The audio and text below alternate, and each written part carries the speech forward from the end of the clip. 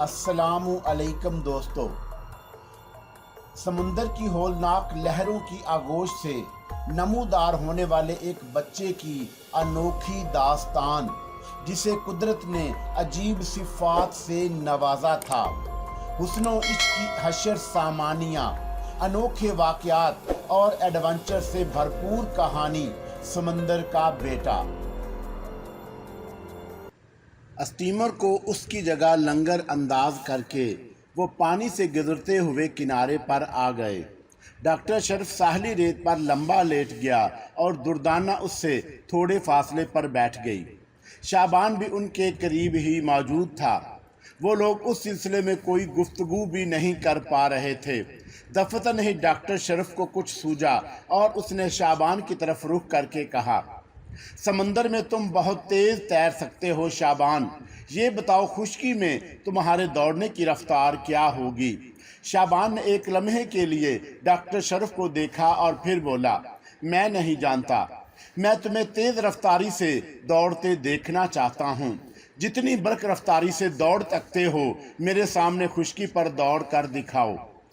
शाबान हमेशा ही ताआवन करने वाला साबित हुआ था। उन लोगों की इस फरमाइश पर वो खड़ा हो गया और उसके बाद उसने फुर्ती से दौड़ना शुरू कर दिया। बेशक उसके भागने की रफ्तार भी बहुत तेज थी, लेकिन समुद्री रफ्तार के मुकाबले में कुछ नहीं थी। देख रहे हो तुम, यकीनी तौर पर वो पूरी कुव्वत से दौड़ रहा है, लेकिन क्या तैरने की रफ्तार का मुकाबला हो सकता है इस रफ्तार से? नहीं डॉक्टर शरफ, ये बात इससे पहले मैंने भी नहीं सोची थी। बेशक वो समुंदर में ज्यादा तेज रफ्तार होता है।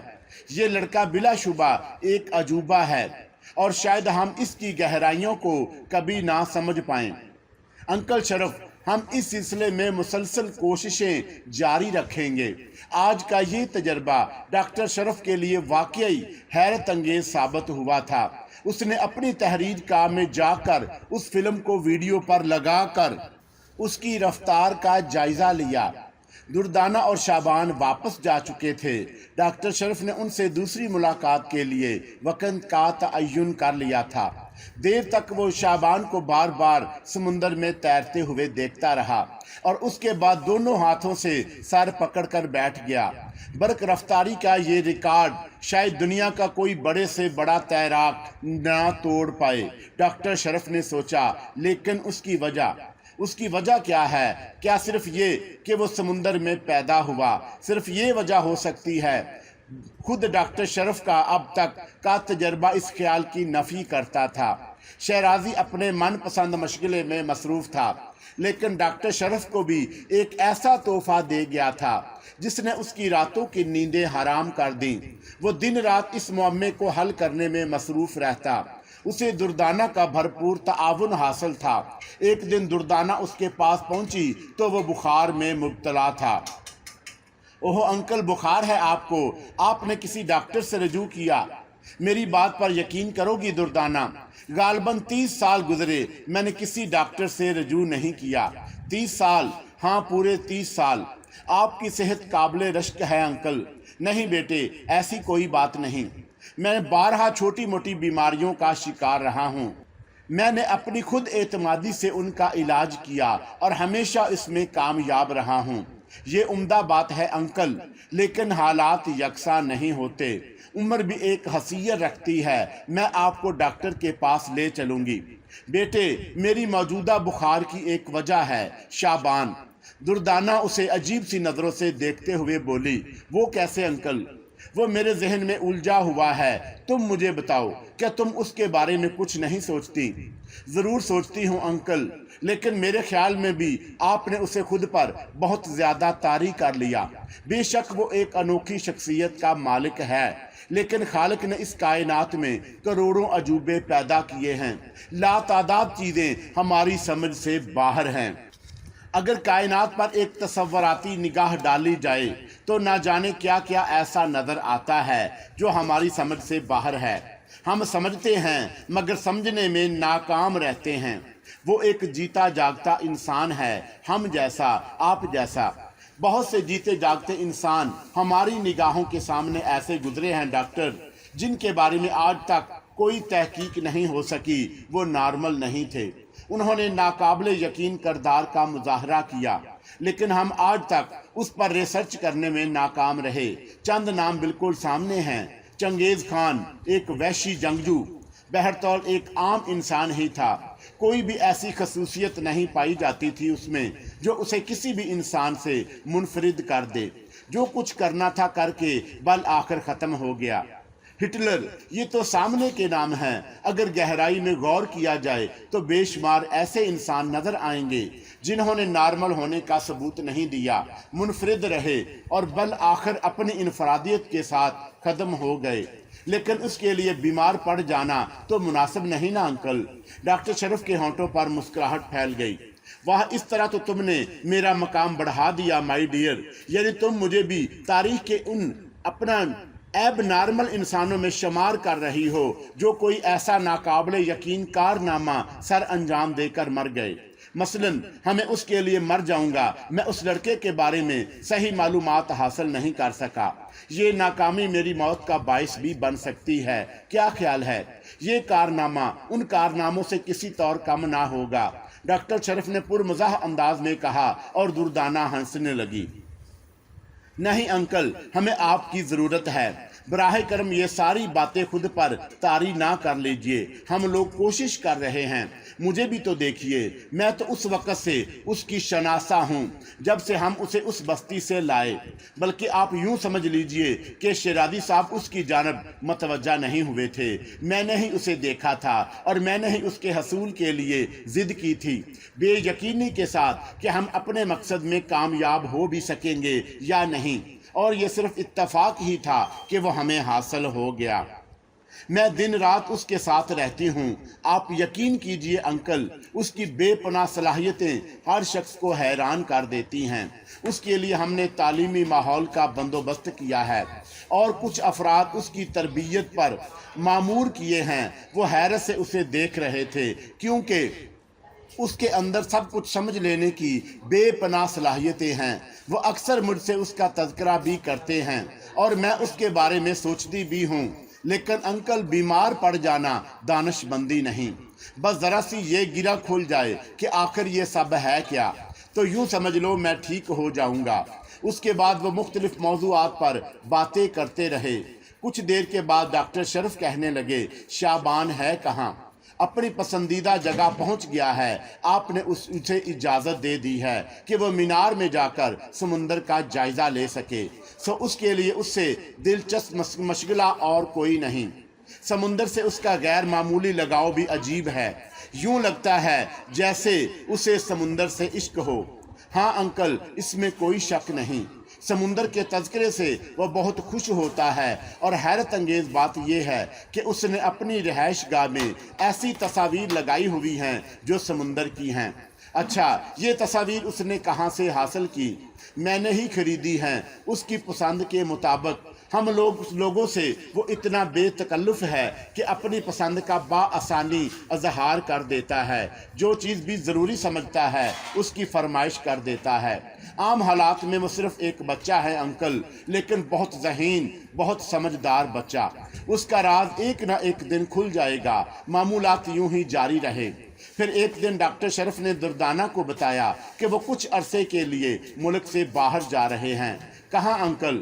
بس یوں سمجھ لو کہ کبھی کبھی میں اس وقت کے معاملات میں دلچسپی لے لیتا ہوں۔ ایک کانفرنس ہو رہی ہے، اوشین ریسرچ کانفرنس۔ اس میں میرے کچھ دوست بھی شرکت کر رہے ہیں۔ کانفرنس غیر سرکاری نوعیت کی ہے۔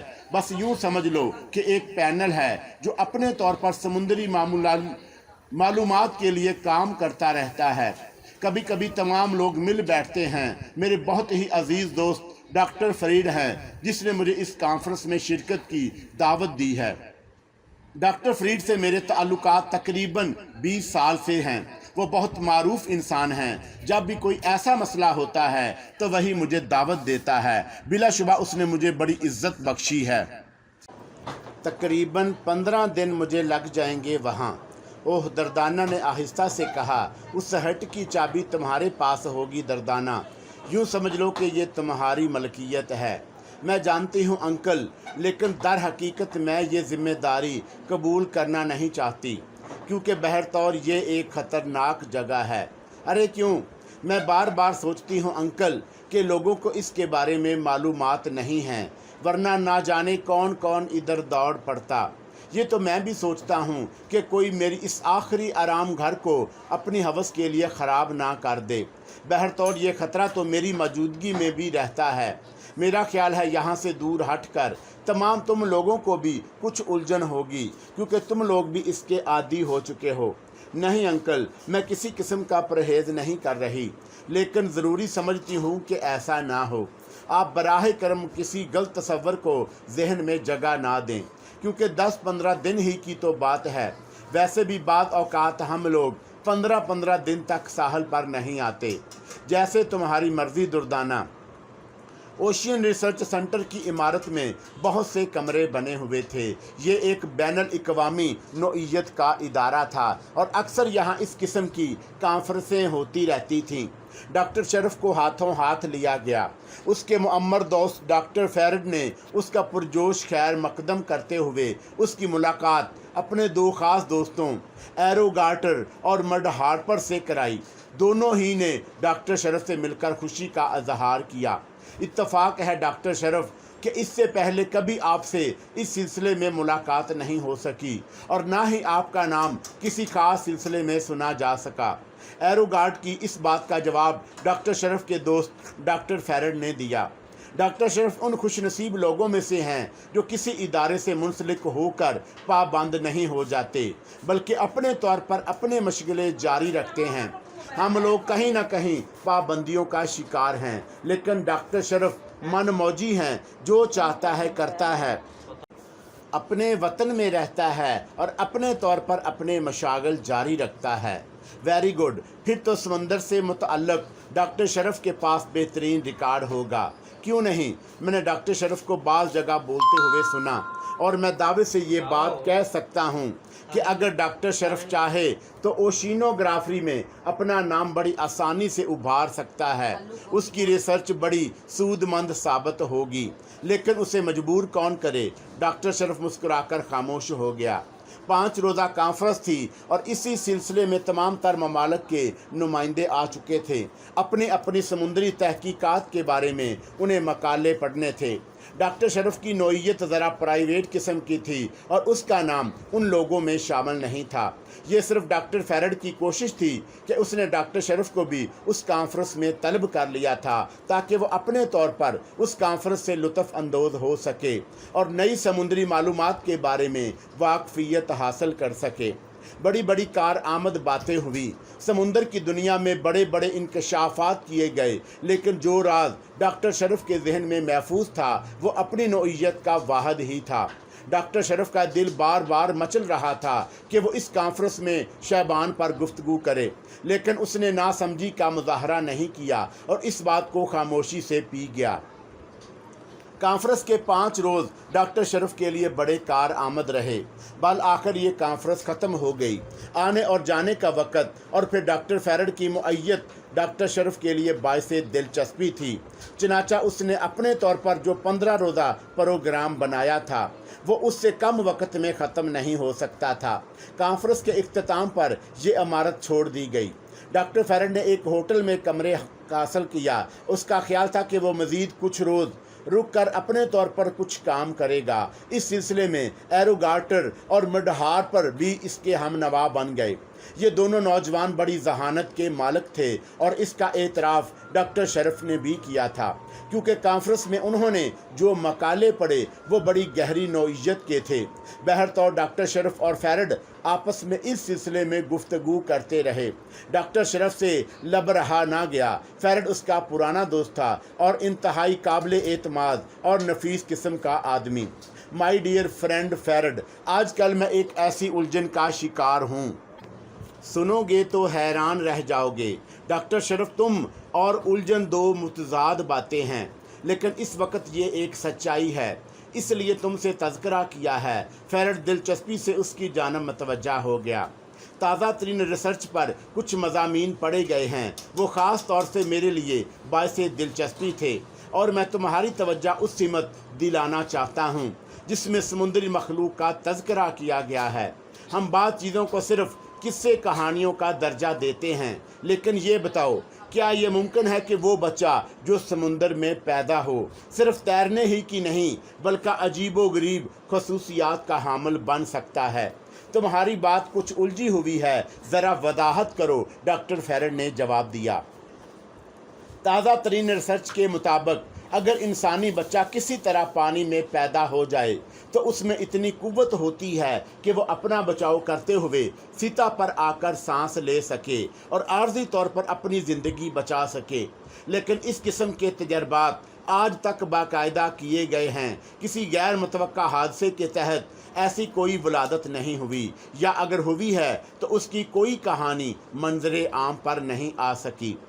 ڈاکٹر فیرڈ کچھ سوچنے لگا، پھر اس نے کہا، ہاں اس میں کوئی شک نہیں کہ کسی حادثے کے تحت ایسا کوئی تجربہ ہمارے سامنے نہیں آیا کہ پانی میں پیدا ہونے والا بچہ کسی طرح اپنے طور پر بچ گیا ہو۔ اب میں اپنی بات زیادہ وضاحت سے کہہ سکتا ہوں، اور اس سلسلے میں ڈاکٹر فیرڈ تمہاری رائے معلوم کرنا چاہتا ہوں۔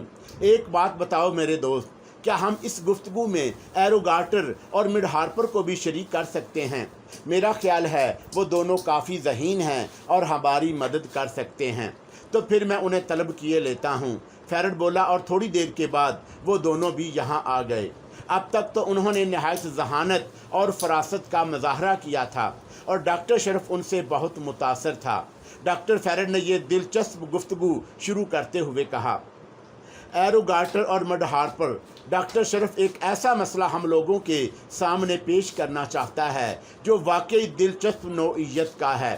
ابھی ہم اس پر گفتگو کر رہے تھے کہ میں نے ڈاکٹر شرف سے درخواست کی کہ اگر ہم ہارپر اور گارٹر کو اس گفتگو میں شامل کر لیں تو کیسا رہے گا۔ ڈاکٹر شرف نے اس کی اجازت دی ہے۔ ویری گڈ، مسئلہ کیا ہے؟ ایرو گارٹر نے پوچھا، اور ڈاکٹر فیرڈ سوالیہ نگاہوں سے ڈاکٹر شرف کو دیکھنے لگا۔ تب ڈاکٹر شرف نے کہا، مختصر الفاظ میں اپنے دوست ڈاکٹر فیرڈ کو یہ مسئلہ بتا چکا ہوں، لیکن چونکہ آپ اس سے ناواقف ہیں اس لیے میں اسے دہراتا ہوں۔ ہم نے آج تک جو معلومات حاصل کی ہیں، اور خصوصاً اس کانفرنس میں بھی اس کے بارے میں گفتگو کی گئی ہے، یعنی ایک ایسا بچہ جس کی ولادت پانی میں ہوتی ہے اپنے اندر وہ صلاحیتیں رکھتا ہے کہ وہ پانی کی سطح سے چہرہ اٹھا کر آکسیجن لے سکے اور تھوڑی سی تیرنے کی صلاحیتیں بھی حاصل کر سکے۔ یہ تجربات تازہ ترین ہیں، اور ان کے بارے میں یقیناً آپ کو علم ہوگا کہ کانفرنس میں بھی مقالے پڑھے گئے ہیں۔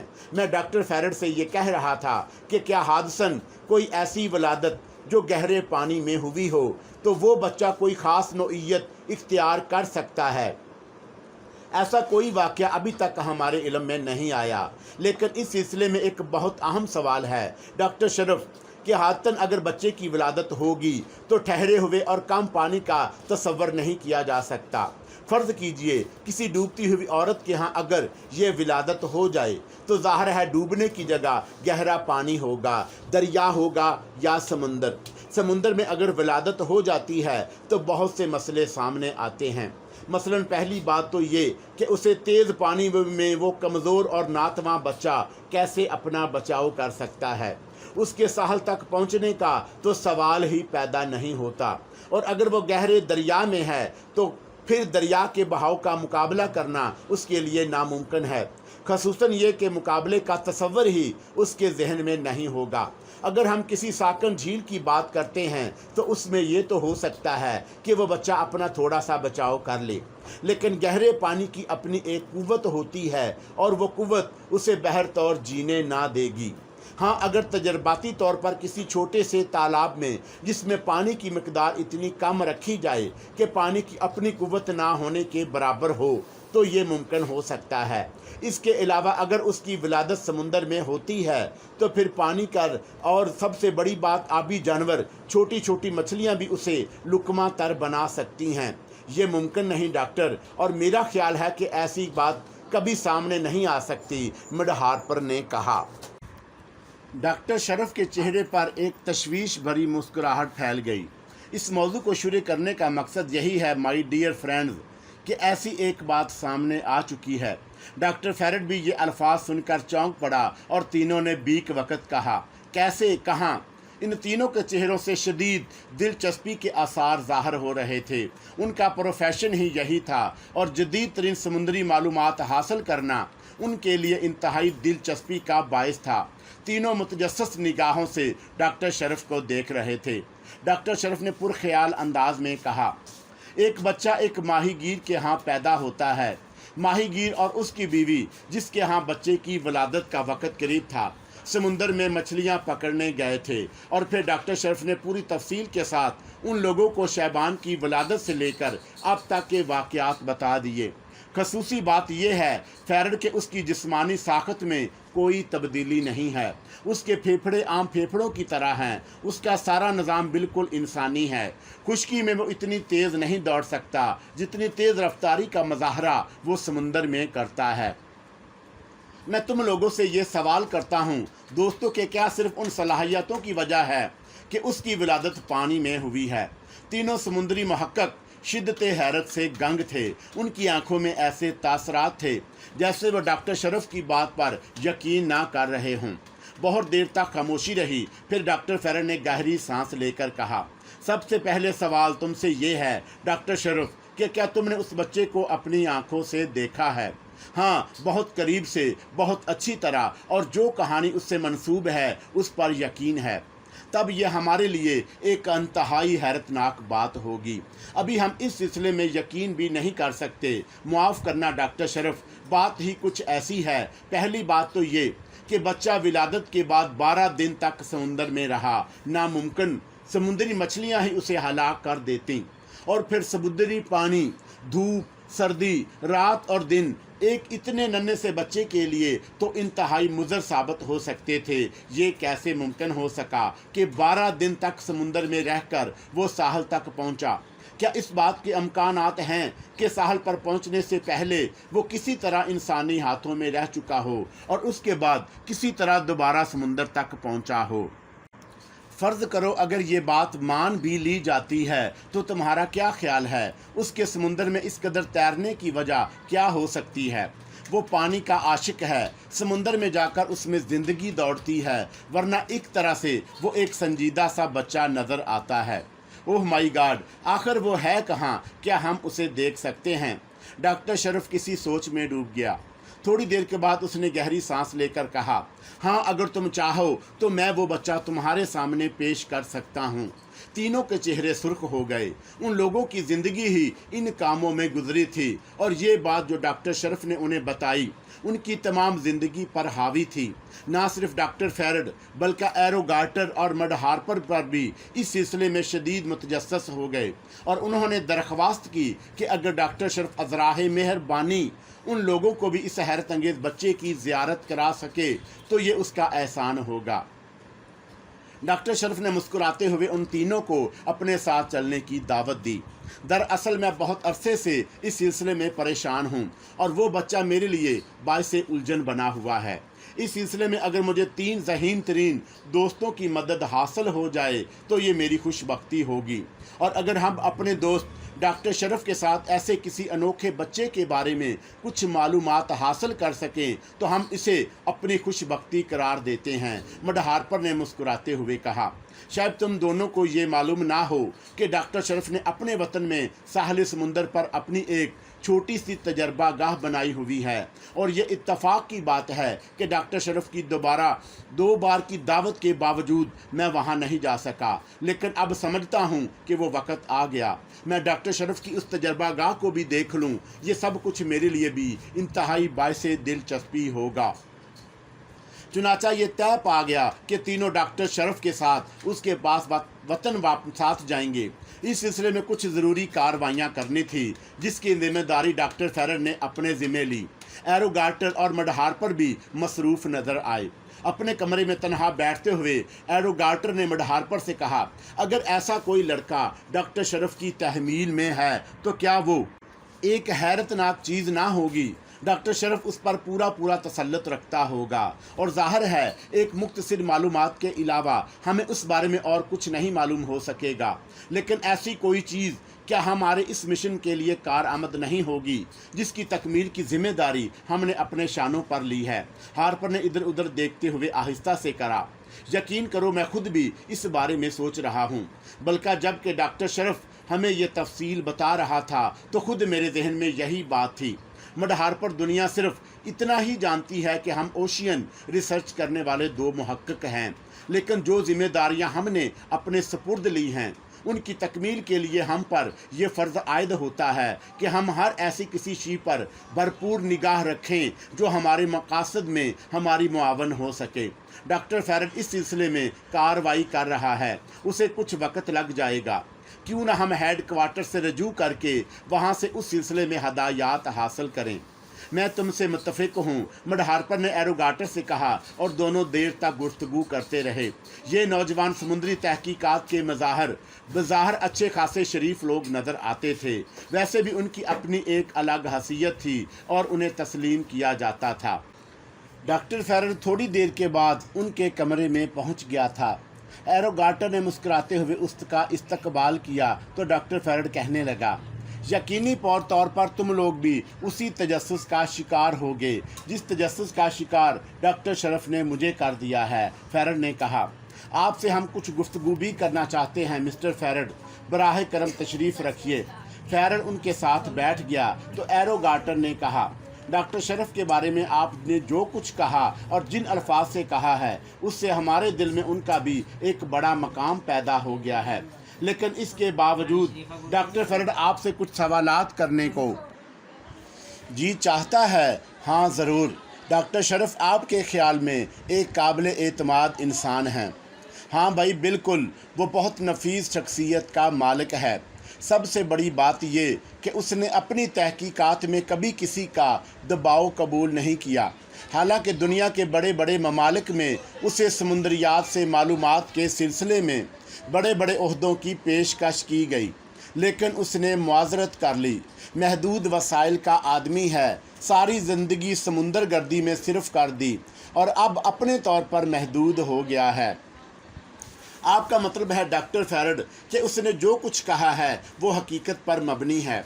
मैं नहीं जानता कि वो इस सिलसिले में किसी किस्म की गलत बयानी से काम ले सकता है। मैं उस पर मुकम्मल एतमाद का इजहार करता हूँ। शुक्रिया डॉक्टर फैरड, बस यही तरद्दुद था हमारे जहन में, क्योंकि आप जानते हैं कि हम लोग किस कदर मसरूफ़ हैं और ख़ुद आप भी डॉक्टर। 100% यकीनी तौर पर मैं भी किसी बेमकसद काम के लिए वक्त ज़ाया करना पसंद नहीं करूँगा। बहरतौर हम अपने पासपोर्ट वगैरह दुरुस्त करा लेते हैं। तुम दोनों मुझे अपने पासपोर्ट दे दो, मैं तमाम इंतज़ामात बआसानी कर लूँगा। एरोकाट और हार्पर ने गर्दन हिला दी थी। डॉक्टर फैरड अपनी कार्यों में मसरूफ़ हो गया और उधर एरोगाटर और मड हार्पर कुछ पुरइसरार सी कार्रवाइयाँ करने लगे, जिनकी तफसीलात ना डॉक्टर फैरड को मालूम थी और ना डॉक्टर शरफ को। वैसे डॉक्टर शरफ ना जाने क्यों हल्की सी उलझन का शिकार था। डॉक्टर फैरड पर उसे मुकम्मल एतमाद था और यूं भी ज़िंदगी के 20 साल डॉक्टर फैरड के शनासा थे, इसलिए उसे फैरड से कोई उलझन नहीं थी। लेकिन वो दोनों नौजवान उसके लिए किसी कदर बाइस तशवीश थे। ये डॉक्टर फैरड की ख्वाहिश थी कि उन दोनों को भी इस सिलसिले में शामिल कर लिया जाए। शरफ को बस इतना सा तरद्दुद था कि अपने वतन में उसने किसी को अपनी इस लेबॉर्ट्री का राजदार नहीं बनाया था और वहाँ तक किसी की पहुँच नहीं हो सकी थी। और अब जब ये तीनों उसके मेहमान होंगे तो यकीनी तौर पर इस लेबॉर्ट्री के बारे में आम लोगों को भी मालूमात हासिल हो जाएंगी। ज़ाहिर है वो लोग उस लेबॉर्ट्री में क़याम करेंगे और उसके बारे में सब कुछ जान लेंगे। फिर ये तो मुमकिन नहीं कि वो अपनी ज़ुबान बंद रखें। इस तरह डॉक्टर शरफ की पुरसकून ज़िंदगी में एक हलचल पैदा हो जाएगी और मुमकिन है दूसरे लोग भी इससे रजू करके उसे परेशान करें। लेकिन अब तीर कमान से निकल चुका था। डॉक्टर फैरड ने अपनी सादा तबीयत की बिना पर उन 2 और अफराद को इस सिलसिले में राजदार बना लिया था। डॉक्टर शरफ अब ये भी नहीं कह सकता था उन दोनों को दरमियान से हटा दिया जाए, लेकिन वो कुछ फ़ैसले ज़रूर कर रहा था। अव्वल तो ये कि उन लोगों का क़याम लेबॉर्ट्री में नहीं होना चाहिए, क्योंकि इस तरह किसी किस्म की राजदारी कायम ना रह सकेगी। ताहम ये बात भी उसकी निगाहों के सामने थी कि वहाँ पहुंचकर ये लोग लेबॉर्ट्री से कैसे दूर रह सकते हैं। बहुत देर तक वो इस बारे में सोचता रहा। फिर उसने यही फैसला किया कि इन सब का क़याम किसी उम्दा से होटल में कराएगा और उन्हें जिस हद तक भी मुमकिन हो सका लेबॉर्ट्री से दूर रखेगा। ज़रूरत की वो चीज़ें जिसका ताल्लुक़ शहबान के बारे में तहकीक से होगा उनके सामने लाई जाएंगी, बाकी चीज़ों से उनको दूर रखना ही मुनासिब होगा। डॉक्टर फेरड से रात को मुलाकात हुई तो उसने इस बात का इजहार भी कर दिया। जैसा कि तुम्हें मालूम है मेरे दोस्त कि मैंने ज़िंदगी में बहुत ज़्यादा उलझने नहीं पाली, यानी शादी और बच्चे वगैरह की बात कर रहा हूँ। वहाँ अपने वतन में तुम्हारी मामूलात के मुताबिक मैंने साहिल समुंदर पर एक छोटा सा मकान बनाया है और अपने आप को वहीं तक महदूद कर लिया। कोई मुलाजम वगैरह भी नहीं रखा। मैंने अपने इस मकान में अपने छोटे मोटे काम खुद कर लेता हूँ। चुनाचा मैं मुसलसल इस मुश्किल का शिकार हूँ कि वहाँ मैं तुम तीनों की पजीराई कैसे कर सकूँगा। डॉक्टर फेरड ने कहका लगाते हुए कहा, हम लोग ज़िंदगी के इन तकल्फ़ात से दूर होते हैं। डॉक्टर शरफ, क्या तुम ये बात भूल गए? कतई नहीं, लेकिन मुझ पर एक मेज़बान के फ़राइज़ आयद होते हैं। मैंने इस सिलसिले में फ़ैसला किया है डॉक्टर फेरड कि तुम लोगों को मेरे वतन में एक होटल में क़याम करना होगा ताकि तुम्हें बुनियादी आसाइशें मुहैया हों। बाकी रहा हमारी इस तहकीकात का मामला तो वो बहरहाल जारी रहेगी। तुम मेज़बान हो, जिस तरह भी मुनासिब समझो करना, हमें भला क्या एतराज़ हो सकता है। डॉक्टर फेरड ने पुरतावन अंदाज में कहा और डॉक्टर शरफ को किसी कदर इत्मीनान हासिल हो गया। 14 दिन हो चुके थे डॉक्टर शरफ को यहाँ आए हुए। उसने दर्दाना से 15 दिन का वादा किया था और वक्त मुकर्रर पर वो लोग तैयारे में बैठकर डॉक्टर शरफ के वतन रवाना हो गए। डॉक्टर शरफ गहरी सोचों का शिकार रहा। बल आखिर तैयारा उनके वतन के एयरपोर्ट पर पहुंच गया और यहाँ से डॉक्टर शरफ ने फ़ौरन ही मेज़बानी का अंदाज़ इख्तियार कर लिया। उन लोगों को साथ लेकर वो एक बेहतरीन होटल में पहुंच गया और यहाँ उनके लिए बहुत ही उम्दा किस्म के कमरे हासिल कर लिए गए। डॉक्टर फेरड ने रास्ते में शायद एरोगाटर और मडबार्बर को इस सिलसिले में बता दिया था, चुनाचा किसी ने उस पर कोई तर्ज नहीं किया।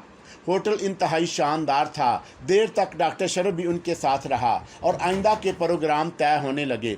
उसके बाद डॉक्टर शरफ उनसे इजाज़त लेकर चल पड़ा। अपनी लेबॉर्ट्री में पहुंचकर उसने हर शय का जायज़ा लिया, सिवाय इसके और कोई तब्दीली नहीं थी कि हल्की सी गिर्द हर चीज़ पर जम गई थी। डॉक्टर शरफ बकिया वक़्त अपनी उस रहायशगाह की सफाई में मसरूफ़ रहा। इस बात से उसे इत्मीनान हुआ कि उसकी गैर मौजूदगी में कोई ख़ास फ़र्क नहीं पड़ा था। यकीनी तौर पर दर्दाना ने भी इधर का रुख नहीं किया होगा। बहरतौर वो लोग काबिल एतमाद थे। डॉक्टर शरफ ने फौरी तौर पर टेलीफोन पर दर्दाना से रब्ता कायम किया और दर्दाना की आवाज़ उसे सुनाई दी, मैं डॉक्टर शरफ हूँ। ओह अंकल, आप वापस आ गए। हाँ दर्दाना, आज ही वापस आया हूँ। तुम कहो क्या हाल है तुम्हारा? मामूल के मुताबिक मैंने आपसे कहा था अंकल के हमारे यहाँ कोई तब्दीली नहीं होती। असद शेराजी के बारे में क्या रिपोर्ट है? कोई रिपोर्ट नहीं है। मिस्टर शेराजी न जाने कौन से जहानों की सैर कर रहे होंगे। मुलाकात कब हो रही है? जब हुक्म दे अंकल। वैसे आपसे मुलाकात के लिए तो आना ही है। इस वक्त तो मैं जहमत नहीं दूंगा। कल मामूल के मुताबिक हम अपनी हट में आओ, मैं तुमसे खुद ही राब्ता करूंगा। ओके अंकल, कल 11 बजे तक मैं वहां पहुंच जाऊंगी। ये पहला मौका था कि उसने किसी को अपनी इस लेबॉर्ट्री में आने की दावत दी थी। अब जो होना था वो हो ही चुका था। खुद उसका तजस्सुस भी हद से ज़्यादा बड़ा हुआ था। शहबान के सिलसिले में वो मुसलसल नाकामियों का शिकार रहा था और कोई ऐसी बात नहीं मालूम हो सकी जो उसे मुतमिन कर सकती। मजबूरन उसने डॉक्टर फेरड का सहारा ले लिया। बस थोड़ी सी उलझन थी तो उसके दोनों साथियों के बारे में। बहरहाल लातदाद उलझने पाल कर अपनी ज़िंदगी भी तबाह नहीं करना चाहता था वो। चुनाचा उसने दूसरे दिन सुबह ही सुबह उन लोगों को होटल का रुख किया और फिर उन्हें साथ लेकर अपनी लेबॉर्ट्री आ गया। ये छोटी सी इमारत डॉक्टर फेरड और उसके साथियों के लिए बहुत ही दिलकशी का बायस थी। एरोगाटर और मडहारपर तो उसकी तारीफ में ज़मीन आसमान के कुलाबे मिला रहे थे। डॉक्टर शरफ, इसमें कोई शक नहीं कि हमने दुनिया के बेशुमार ममालिक में सरकारी तजर्बा गाह देखी हैं, उनमें बहुत कुछ इकट्ठा कर दिया गया है, लेकिन जो एक सादा सा हसीन अंदाज आपने इख्तियार किया है, हम उससे बेहद मुतासर हैं। मडहारपर ने कहा। डॉक्टर शरीफ ने फीकी सी मुस्कुराहट के साथ उनका शुक्रिया अदा किया और फिर सरसरी तौर पर उन्हें अपनी लेबॉर्ट्री दिखाई। मीनार से समुंदर का जायज़ा लेकर मडहार्पर और एडोगाटर की ज़ुबानें बंद हो गई थीं। डॉक्टर फेरड भी बहुत मुतासर था। वैसे मेरे दोस्त, इस 20 साल रफ़ाकत में मैंने कभी ये नहीं सोचा था कि तुम इतनी बुलंदियों पर होगे। ये समंदर से इश्क है और मैं समझता हूँ कि इनफरादी तौर पर यह सब कुछ कर लेना एक नाकाबिले यकीन सी बात है। तुमने मुझे अपनी एक नई शख्सियत से रोशनास कराया है। डॉक्टर शरीफ ने कोई जवाब नहीं दिया। फिर डॉक्टर फेरड ने शाबान के बारे में सवाल किया तो डॉक्टर शरीफ ने कहा कि 11 बजे वो यहाँ पहुँच जाएगा। मडहार्पर और एडोगाटन अपनी घड़ियां देखते रहे। लेबॉर्ट्री का ऊपरी तौर पर अच्छी तरह जायज़ा ले लिया गया था। अब सिर्फ ज़ैर ज़मीन मामला रह गया, जिसका अभी डॉक्टर शरीफ ने उनसे तज़किरा करना मुनासिब नहीं समझा था। वो खुद अपने हाथों मफलूज हो चुका था। जो कुछ उसने सोचा था वो मुमकिन ना हो सका, और यहाँ आने के बाद एक फितरी जज्बे ने डॉक्टर को अपने आप ही से मुनहरफ कर दिया और उसने अपनी तमाम तर कार्रवाइयाँ उनके सामने पेश कर दी और उस पर उन्होंने जिस तरह डॉक्टर शरीफ की पजीराई की, डॉक्टर शरीफ महसूस करने लगा कि ये तमाम उसकी मेहनतों का फल है। वो लोग खुद भी बहुत बड़ी शख्सियतों के मालिक थे, लेकिन डॉक्टर शरीफ की तारीफ में ज़मीन व आसमान के कलाबे मार रहे थे। ठीक 11 बजे डॉक्टर शरीफ अपनी जगह से उठा और उन लोगों के साथ बाहर निकल आया। उसने दर्दाना की कार देख ली। शाबान भी दर्दाना के साथ ही था और एक खूबसूरत से लिबास में मलबूस बहुत प्यारा नज़र आ रहा था। डॉक्टर शरीफ ने अपने तीनों दोस्तों से उनका तारुफ कराया और फिर वो दर्दाना से बोला, दर्दाना डियर, ये मेरे ही मसलक के लोग हैं, समुंदर की दुनिया के आशिक और इस कॉन्फ्रेंस में मेरे साथी। मैंने इनसे शाबान का तज़किरा किया तो ये अपने तजस्सुस पर काबू ना पा सके और उन्होंने शाबान से मुलाकात की ख्वाहिश का इजहार किया। मैं तुमसे सिर्फ एक बात कह सकता हूँ दर्दाना, वो ये कि ये लोग काबिल एतमाद हैं और हम इनसे किसी नुकसान की तवक्का नहीं रखते। आपने जो कुछ सोचा होगा मुनासिब ही सोचा होगा अंकल। असद शराजी ने मुझे हुक्म दिया था कि आपसे मुकम्मल ताआवुन किया जाए और आपकी हर ख्वाहिश का एहतराम किया जाए। मैं आपकी हर हदायत के मुताबिक अमल करूंगी। आप अगर बेहतर समझते हैं तो मुझे भला उनसे मुलाकात से क्या इख्तलाफात हो सकता है। दर्दाना ने उर्दू में कहा और डॉक्टर शरीफ ने गर्दन हिला दी। डॉक्टर फरीद फेरड मुस्कुराता हुआ बोला, तुम लोगों को ये आसानी हासिल है कि तुम अपनी ज़ुबान में गुफ्तगू कर सकते हो जिसका मफहूम हम नहीं समझ पाते। ताहम हम ये दरख्वास्त ज़रूर करेंगे कि जो कुछ भी कहा जाए हमारी ज़ुबान में कहा जाए ताकि हम भी समझ सकें। दर्दाना आप लोगों की आमद पर खुशी का इजहार कर रही है और ये पूछ रही है कि इस सिलसिले में उसके सुपुर्द क्या फ़राइज़ किए जाते हैं। मैंने उसे बताया है कि मैंने आप लोगों को एक होटल में मुंतकिल कर दिया है और वहाँ आपको कोई तकलीफ़ नहीं। शुक्रिया मिस दर्दाना, हमारी तमाम तर तवज्जो इस नन्हे दोस्त पर है जिसकी अजीबो गरीब कहानियाँ डॉक्टर शरीफ ने हमें सुनाई हैं। वैसे मिस दर्दाना, क्या आपका इस बच्चे से कोई रिश्ता है? जी मिस्टर फेरड, यूँ समझ लीजिए कि मैं इसके लिए माँ के बराबर हूँ और इसकी परवरिश की जिम्मेदारी मेरे ही सुपुर्द की गई है। डॉक्टर फेरड, इसके हसूल की कहानी मैंने आपको सुना दी थी। इसके बाद से मिस दर्दाना ही इसकी अतालिक हैं। मिस दर्दाना, डॉक्टर शरीफ ने हमें हमारे नन्हे दोस्त के बारे में जो तफसीलात बताई हैं, क्या वो दुरुस्त हैं? यकीनी तौर पर मिस्टर फेरड, डॉक्टर शरीफ कभी झूठ नहीं बोलते, तो फिर क्यों ना इसका मुजाहरा हो जाए। क्या चाहते हो? डॉक्टर शरीफ बोला, तुमने इसकी खसूसियात बताई थी। मुझसे कहा था कि समुंदर में इसकी रफ्तार बेपनाह तेज़ होती है और इसके तैरने का अंदाज किसी मछली ही की मानद होता है। पहले तो हम मिस्टर शाबान के तैरने के अंदाज को देखना चाहते हैं। इसका मुजाहरा हो जाएगा, तेज़ रफ्तारी का अंदाज़ा भी तुम्हें इसी तरह हो जाएगा, डॉक्टर शरीफ ने कहा और फिर वो शाबान से मुखातब होकर बोला, हमारे ये दोस्त तुम्हें समुंदर में तैरते देखना चाहते हैं। आपका हुक्म है डॉक्टर अंकल, मैं तो वैसे भी समुंदर में जाना चाहता हूँ, शाबान ने संजीदगी से कहा और उसके बाद प्रोग्राम तरतीब पा गया। वो लोग साहल पर ही रहे थे और शाबान को नहाने के लिबास में समुंदर में जाने की इजाज़त दे दी गई। उसने थोड़ी देर तक समुद्र की सतह पर तैराकी की और उसके बाद दोनों हाथ सीधे करके पानी में गोता लगा गया। वो लोग उसे तलाश करते रहे लेकिन शाबान नजर नहीं आया और डॉक्टर फेरड ने घबराए हुए लहजे में कहा, ओह डॉक्टर, वो कहाँ गया? छोटी सी उम्र का बच्चा है, अभी तक सतह पर बरामद नहीं हुआ। डॉक्टर शरीफ ने मुस्कुराते हुए गर्दन हिलाई और उंगली से एक जानब इशारा कर दिया। डॉक्टर फेरड और उसके साथियों ने एक नन्हे से इंसानी जिस्म को डॉल्फिन की तरह समुद्र की सतह पर बुलंद होकर दोबारा समुद्र में जाते हुए देखा और उसके बाद वो मुसलसल डॉल्फिन मछली की तरह अपने जिस्म को रोल करता रहा और पानी में नहाता रहा। दिलचस्प बात यह थी कि हर लम्हे के बाद जब वो दूसरी जगह से बरामद होता तो उसके दरमियान इतना फासला हो जाता कि इतने मुख्तसर वक्त में उस फासले पर यकीन नहीं किया जा सकता था। डॉक्टर फेरड मुंह फाड़े उसे देख रहा था और एरो गार्टर और मड हार्पर के चेहरे जोश से सुर्ख हो रहे थे। मड हार्पर ने फूले हुए सांस के साथ कहा, आह काश हम लोग भी इसी तरह खुले समुद्र में जा सकते। इसका बंदोबस्त कल हो सकेगा, मैं स्टीमर हासिल कर लूँगा और उसके बाद तुम समुद्र में इसकी रफ्तार का मुजस्सम मुजाहरा देख सकोगे। डॉक्टर शरीफ ने कहा। बहुत देर तक शाबान पानी में नहाता रहा और फिर दर्दाना के इशारे पर वो पानी से बाहर निकल आया। डॉक्टर शरीफ ने दर्दाना से कहा, मेरे मुअज़्ज़ज़ मेहमान खसूसन शाबान में दिलचस्पी ले रहे हैं, मैं उन्हें शाबान के बारे में मज़ीद तफसीलात बताऊंगा, इसलिए माई डियर तुम अपनी हट में अपने उन मेहमानों के लिए ज़ियाफ़त का एहतमाम करना है। क्या ये तुम्हारे लिए मुमकिन है? क्यों नहीं अंकल, आप हुक्म दें, सब कुछ हो जाएगा।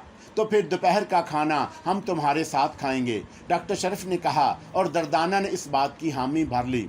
वो शाबान को साथ लेकर अपने हट में चली गई और डॉक्टर शरीफ अपने तीनों दोस्तों के साथ अपनी लेबॉर्ट्री में आ गया।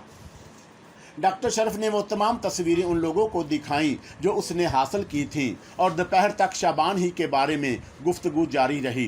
वो लोग दर हकीकत शाबान से बेपनाह दिलचस्पी का मुजाहरा कर रहे थे। दोपहर के खाने का इंतज़ाम दर्दाना ने नहायत शानदार किया था और शाम तक वो लोग साथ रहे। उसके बाद दूसरे दिन का प्रोग्राम तय पा गया। सब के दरमियान दोस्ती और मफाहमत की फ़िज़ा पैदा हो गई थी। दर्दाना को अलबत्ता इस सिलसिले में कोई तअर्ज़ नहीं था, क्योंकि असद शराजी ने उसे यही हुक्म दिया था कि डॉक्टर शरीफ से मुकम्मल ताउन किया जाए और उनकी हर ख्वाहिश का एहतराम किया जाए।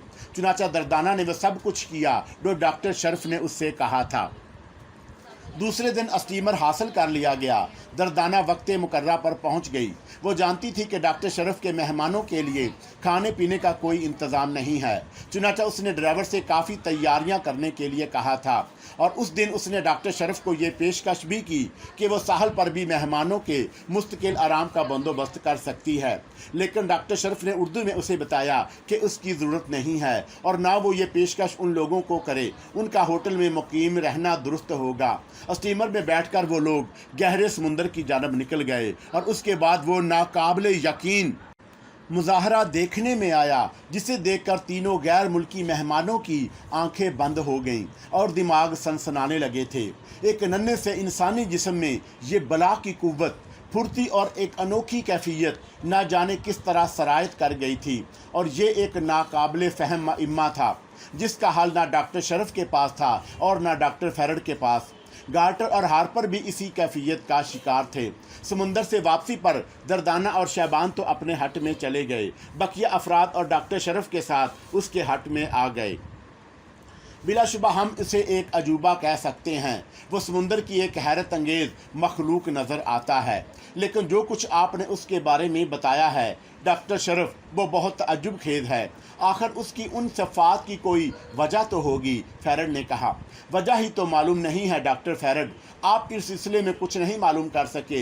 हाँ, अभी तक उलझन में हूँ। डॉक्टर शरीफ ने अपनी लेबॉर्ट्री में तैयार की हुई तस्वीरें निकाल कर सामने रख दी और फिर उन पर बहस होने लगी, लेकिन कोई नतीजा अखज़ ना हो सका। हम उसे दुनिया का दिलचस्प तरीन केस भी कह सकते हैं और यकीनन अगर उसके बारे में हमें कुछ तजर्बा हो जाए तो ये एक अहम तजर्बा होगा। अफसोस हमारे वसाइल महदूद हैं। हम ज़ैर समुंदर अगर इसका तज्ज़िया कर सकें तो यकीनी तौर पर कुछ मालूमात हासिल कर लेंगे, लेकिन हमारे पास ज़ैर समुंदर उसके बारे में मालूमात हासिल करने के वसाइल नहीं।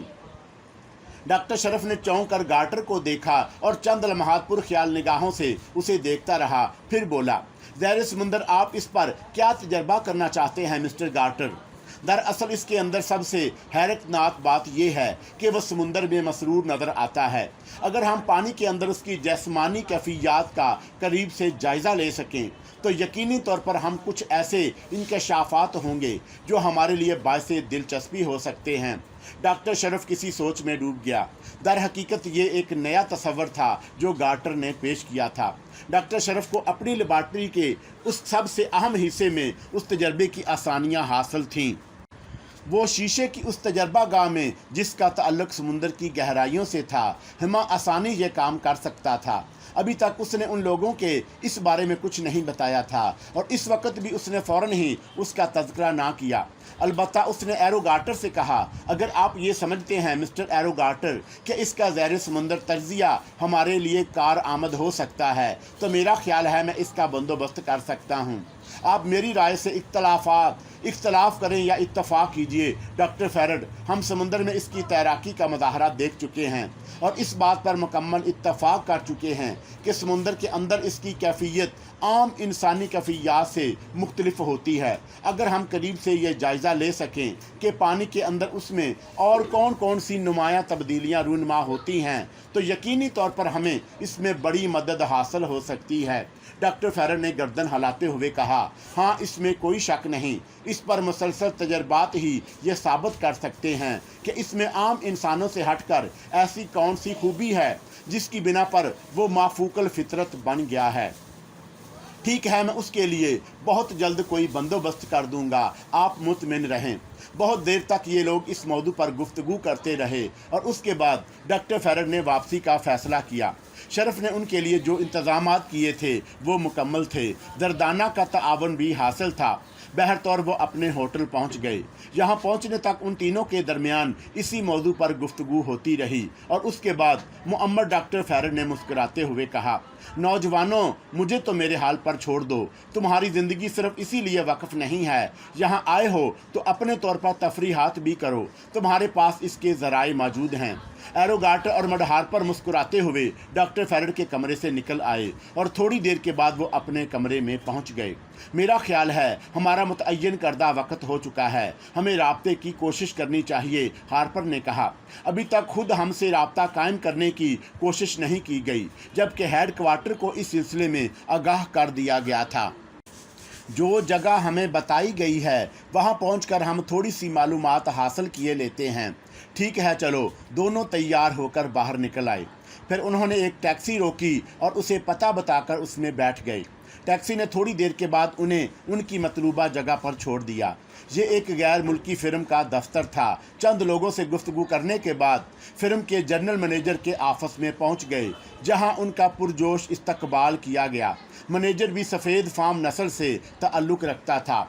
आपके बारे में मुझे मुकम्मल हदायत दी गई हैं और हकीकी बात यह है कि मैं आपका इंतज़ार कर रहा था। मुझे ये भी कहा गया था कि मैं खुद आपसे राब्ता कायम करने की कोशिश ना करूं, क्योंकि इस सिलसिले में एहतियात लाजमी है। ओह, बहुत बहुत शुक्रिया, आपका नाम नहीं मालूम हो सका, गार्टर ने उससे मुसाफा करते हुए कहा। आप मुझे रॉबर्ट हाक कह सकते हैं। मैनेजर ने पुरजोश अंदाज में उनसे मुसाफा किया और उन्हें बैठने की पेशकश की। शुक्रिया मिस्टर हाक, बहरतौर हेड क्वार्टर से हमें राब्ता कायम करने की अशद ज़रूरत महसूस हो रही है। तमाम इंतज़ामात मुकम्मल हैं। हेड क्वार्टर आपकी तरफ से होने वाली गुफ्तगू का मुंतज़िर है, रॉबर्ट ने कहा और उसके बाद उसने एक बटन दबाया तो दरवाजे पर एक विंड शील्ड आकर गिरी। गोया ये कमरा इस तरह साउंड प्रूफ हो गया था। उसके बाद मैनेजर ने अपनी मेज़ के निचले हिस्से में कुछ टटोल कर बटन दबाए और मेज़ ही की सतह पर एक तख्ता ऊपर उठ गया। उसके नीचे एक बहुत ही शानदार ट्रांसमिशन का निज़ाम नज़र आ रहा था। रॉबर्ट ने मज़ीद 2-3 बटन दबाए और 2 ताकतवर माइक अपनी जगह से उलटकर सामने की सिमत आ गए। फिर स्पीकर से हल्की हल्की आवाज़ें उभरने लगी और चंद लम्हात के बाद एक इंसानी आवाज़ सुनाई दी। यस हेड क्वार्टर, रॉबर्ट हाक मुखातब है। हाँ मिस्टर रॉबर्ट हाक, आपकी तरफ से राब्ता कायम होने का बेचैनी से इंतज़ार किया जा रहा था। बराह करम चंद सेकंड, दूसरी तरफ से कहा गया और उसके बाद खड़खड़ाहट की हल्की हल्की आवाज़ें बुलंद होने लगी। फिर एक भारी आवाज़ उभरी, कहिए मिस्टर रॉबर्ट, क्या सूरत हाल है?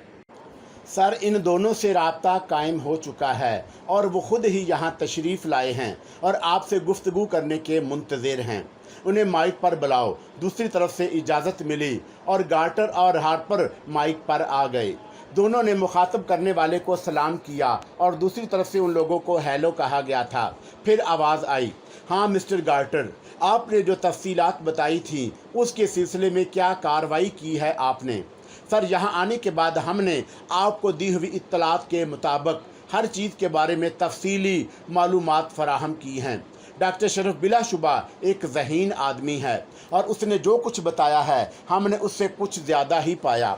मैं तफसील सुनना चाहता हूँ। दूसरी तरफ से आवाज़ आई। तफसील मुख्तसर अल्फाज में ये है कि सर, वो बच्चा समुंदर में पैदा हुआ था और ये पैदा होने के बाद साहल तक पहुँचा। ये तुम कह चुके हो, इसके बाद की तफसील बताओ। आम हालात में वो नॉर्मल है, लेकिन समुंदर में वो नाकाबिल यकीन खसूसियात का हामिल हो जाता है। उसके तैरने की रफ्तार नाकाबिल यकीन होती है। उसकी फितरत में एक अनोखी जोलानी नज़र आती है, लेकिन समुंदर से बाहर वो नॉर्मल होता है। डॉक्टर की तजर्बा गाह हैरत अंगेज़ है, मगर सर हम उसकी समुंदर की गहराइयों में तज्जिया करना चाहते हैं। उसके ज़राए हैं तुम्हारे पास? अभी तक कुछ नहीं। इस सिलसिले में क्या कर सकते हो फैसला नहीं किया जा सका सर। हम तुम पर मुकम्मल एतमाद करते हैं हार्पर, तुम अपने ज़राए से काम लो। रॉबर्ट तुम्हारी हर वो ज़रूरत पूरी करेगा जो उसके लिए मुमकिन हो, वो उसका पाबंद है। अगर तुम मुतमिन होते हो तो उस पर तजर्बात करके हमसे राब्ता कायम करना ताकि तुम्हें मज़ीद हदायत दी जा सके। दूसरी तरफ से ये कहकर राब्ता मुंतके कर दिया गया। रॉबर्ट ने मेज़ की सतह पर बराबर कर दी और फिर कमरे का माहौल पहले जैसा हो गया। उसने उन लोगों की काफ़ी से तवाज़ा की थी। हेड क्वार्टर की हदायत के मुताबिक आपके साथ हर तावन का पाबंद हूँ। आप लोग ट्रांसमीटर पर मुझसे राब्ता कायम करना चाहें तो भी आपको ट्रांसमीटर फराहम कर दूंगा, और अगर टेलीफोन से काम बन सकता हो तो मेरा ख़ास नंबर नोट कर लें। ट्रांसमीटर बेहतर रहेगा, हार्पर ने फ़ौरन कहा। उसके लिए आपको कुछ वक्त इंतज़ार करना होगा। मैं उसे आपकी क़यामगाह पर पहुंचा दूंगा। फ़ोन नंबर दे दीजिए, गार्टर बोला। रॉबर्ट ने उन्हें एक नंबर नोट करा दिया। यहाँ तो आपको आपकी ज़रूरत के मुताबिक कारकुन मिल सकते हैं, गाड़ियाँ मिल सकती हैं, हमारे पास तमाम इंतज़ामात हैं। उस बेहतरीन तावन का बेहद शुक्रिया, गार्टर ने कहा, और उसके बाद दोनों उठ गए।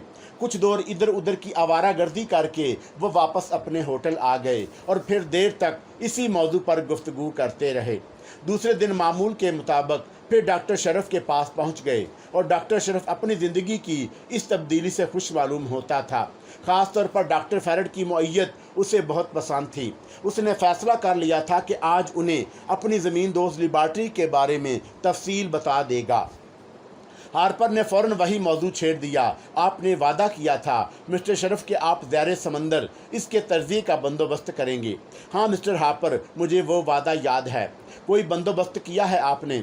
कुछ किया तो है, अगर आपको पसंद आए, डॉक्टर शरीफ ने मुस्कुराते हुए कहा।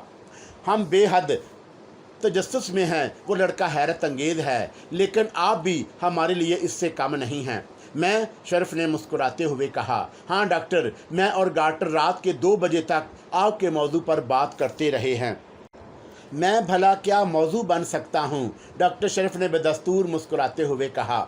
इंसानी कमज़ोरी से कोई नहीं बच सकता। डॉक्टर शरीफ भी इसका शिकार हो रहा था। अपनी तारीफ़ें उसे पसंद आ रही थीं। आला तरीन वसाइल और हुकूमतों का तावन तो हर शख्स को किसी भी काम के काबिल बना देता है। बड़े बड़े बैनुल अक़वामी तहकीकाती इदारे हर तरह के वसाइल मुहैया कर देते हैं, लेकिन इतने बड़े काम करने के लिए सिर्फ अपने वसाइल पर इन्हसार बहुत बड़ी बात है। आपने ये सब कुछ करके एक ऐसी मसाइल कायम की जिसकी जितनी तारीफ़ की जाए कम है। ये लिबर्टी एक छोटी सी जगह पर कायम है, लेकिन मेरे ख्याल में इसने اس میں آپ نے جو کچھ مہیا کر لیا ہے وہ ناقابل یقین ہے۔ ہارپر مسلسل ڈاکٹر شرف کو بام پر چڑھا رہا تھا۔ ہاں مسٹر ہارپر، جب اعضاء کی کمزوری کا احساس ہوا اور خود کو بے بسی کی طرف بڑھتے ہوئے پایا تو یہ حل دریافت کیا میں نے۔ بہرحال آپ کی خواہش کے مطابق جو انتظامات ہیں پیش خدمت ہے، ڈاکٹر شرف نے کہا اور ان لوگوں کو لے کر اس طرف چل پڑا جہاں زیر زمین سمندر کی دنیا آباد تھی۔ گول کمرہ لفٹ کی طرح نیچے اترا تو وہ دونوں اچھل پڑے اور پھر شیشے کا وہ خول جس میں سمندر قید کر لیا گیا تھا جب ان کے سامنے آیا تو ان کی سانس رک گئے۔ لفٹ ٹھہر گئی اور وہ سمندر کی گہرائیوں کا جائزہ لینے لگے۔ ڈاکٹر فیرڈ سب سے پہلے بولا تھا، تم اتنی بلندیوں تک پہنچ گئے ہو ڈاکٹر، مجھے گمان تک نہیں تھا۔ یہ بلندیاں نہیں گہرائیاں ہیں ڈاکٹر۔ ڈاکٹر شرف نے مسکراتے ہوئے مذاق کیا۔ یہ سب کچھ بہت زیادہ ہے، گارٹر نے خشک ہونٹوں پر زبان پھیرتے ہوئے کہا۔ بے شک، اور میرے خیال میں نہایت مکمل بھی۔ میں خود تو سمندر کی گہرائیوں کے سفر کے قابل نہیں تھا مسٹر ہارپر۔ میں نے سمندر کی گہرائیاں یہاں سمیٹ لیں۔ یہ لفٹ پہلے سمندر کی گہرائیاں ختم کرتی ہے، اس کے بعد ہم سمندر کے نیچے آ جاتے ہیں تو یہ شیشے کی دیواریں گر جاتی ہیں اور سمندری مخلوق اس میں آ جاتی ہے، اور جو چیز اس میں آ جاتی ہے جب تک نکل نہیں سکتی جب تک یہ جال پھٹ نہ جائے۔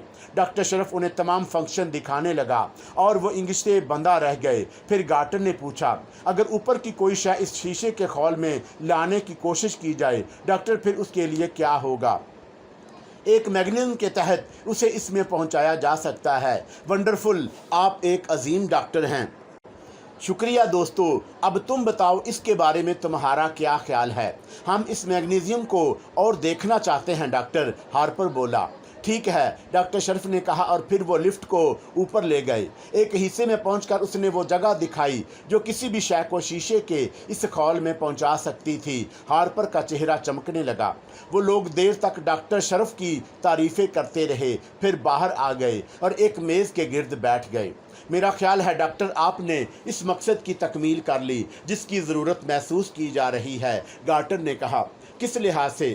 مقصد یہ ہے کہ اس لیبارٹری میں بآسانی اس بچے پر تمام تجربات کیے جا سکتے ہیں۔ ایک بات بتائیے، ڈاکٹر ہارپر نے پوچھا، کہ آپ نے خود پر تجربہ کیوں نہیں کیا؟ آپ کا ستارہ کون سے تجربے کی طرف ہے مسٹر ہارپر؟ ڈاکٹر شرف نے سوال کیا۔ اس بچے کو شیشے کے اس خول میں رکھ کر آپ بآسانی سمندر میں اس کا جائزہ لے سکتے ہیں۔ سوچا تھا میں نے اس میں بارے میں، لیکن کیا ہمت نہ کر سکا۔ اسے کوئی خطرہ پیش آ سکتا تھا۔ کیسا خطرہ؟ آکسیجن کی کمی یا کچھ بھی؟ سمندر کے بیچ سے اسے یہاں لانا ناممکن تھا۔ اوپری حصے سے اندر کر کے اسے واپس لانے کا کوئی طریقہ میرے پاس نہیں تھا۔ اگر میں اسے اوپر سے خول میں پہنچاتا اور وہ سمندر کی گہرائیوں میں داخل ہو کر باہر نہ نکل پاتا تو اس کی زندگی بھی جا سکتی تھی۔ اوہ ڈاکٹر، پھر بھی یہ تجربہ کیسے ممکن ہے؟ ہاں، یہ مشکل ہے۔ وہ معصوم بچہ ہے، مجھ سے انسیت رکھتا ہے۔ میں اس کے سلسلے میں تمہیں ضرور لایا ہوں، مگر اس کی زندگی کے لیے کوئی خطرہ مول نہیں لے سکتا۔ میرے خیال میں ڈاکٹر، یہ تجربہ ہمیں اس کی اصلیت سے روشناس کر سکتا ہے، گارٹر بولا۔ ممکن ہے ایسا ہی ہو۔ کیا اس شکل میں بہتر ہوگا کہ ہم اس کے تحفظ کا کوئی بندوبست کر لیں؟ لیکن آپ کے خیال میں اس کا کیا بندوبست ہو سکتا ہے؟ میں ابھی تک یہ فیصلہ نہیں کر سکا۔ ہو سکتا ہے ڈاکٹر وہ باہر آنے کی صلاحیت رکھتا ہو۔ ہم صرف ایک مفروضے پر یہ خطرہ مول نہیں لے سکتے، ہمیں اسے تحفظ دینا ہوگا، ڈاکٹر شرف نے کہا تو ڈاکٹر فیرڈ نے اس کی تائید کی۔ چلیے پھر کچھ اور سوچا جائے گا اس سلسلے میں، ہارپر نے بات ختم کر دی۔